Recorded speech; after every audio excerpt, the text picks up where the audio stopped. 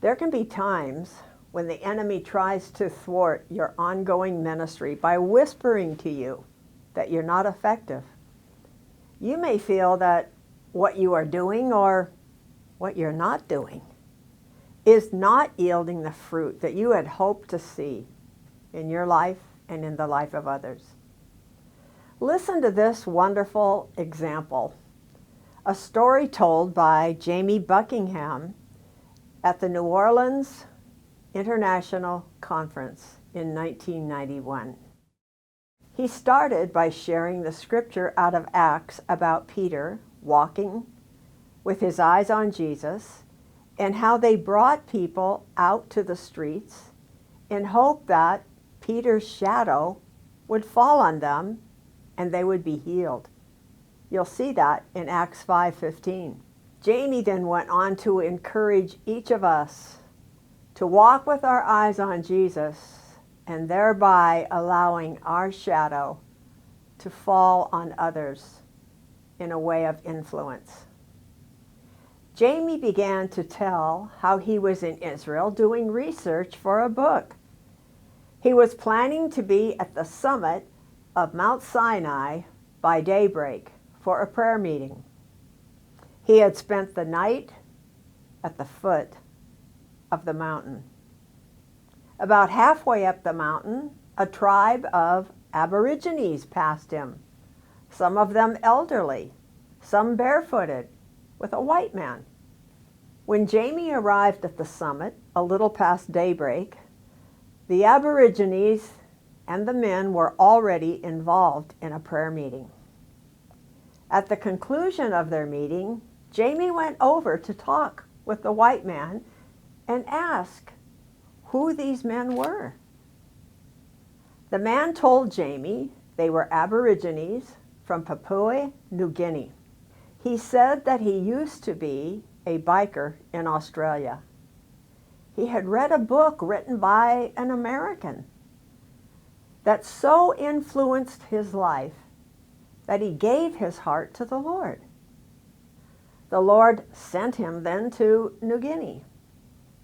These men were the elders of the tribes that had received Jesus. They had pooled their money so that they could come to Israel to see if the things that they had read about were real, like Mount Sinai and the Sea of Galilee. The man then turned to Jamie and asked what he did. And Jamie said he was an author, and he was in Israel doing research for a book. The white man said he knew it would be a great coincidence, but would he happen to know Jamie Buckingham? As he was the man that had written the book that had so changed the men's lives. Can you imagine halfway around the world with the thought that you had come to Israel to hike Mount Sinai, yet God's miraculous purpose was working so far beyond just reaching the summit of the mountain. He was about to introduce this biker from Australia, this new believer in Jesus, to the very author who had been used to change the Australian man's life.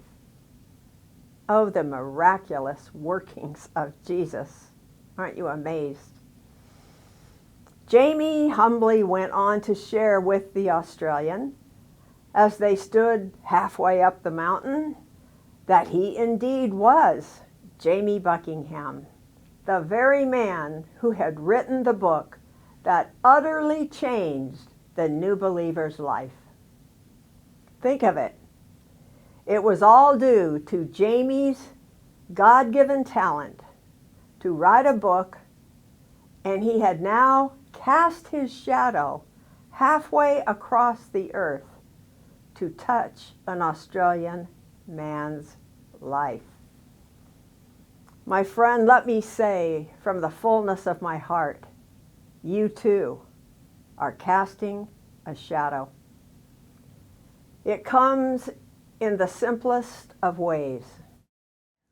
Perhaps hiking a mountain in Israel sounds like something of biblical proportions.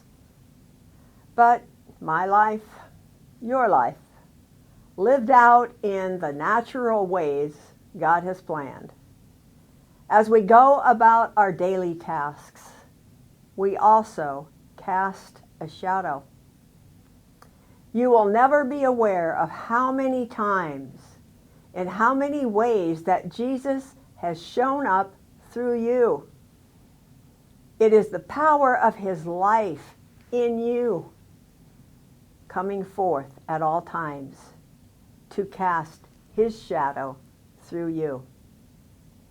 Live in a way that you are unconscious of yourself. Let Jesus just flow through you every day in every way.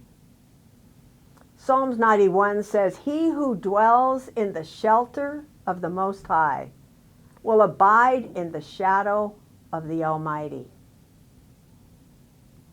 Think of it.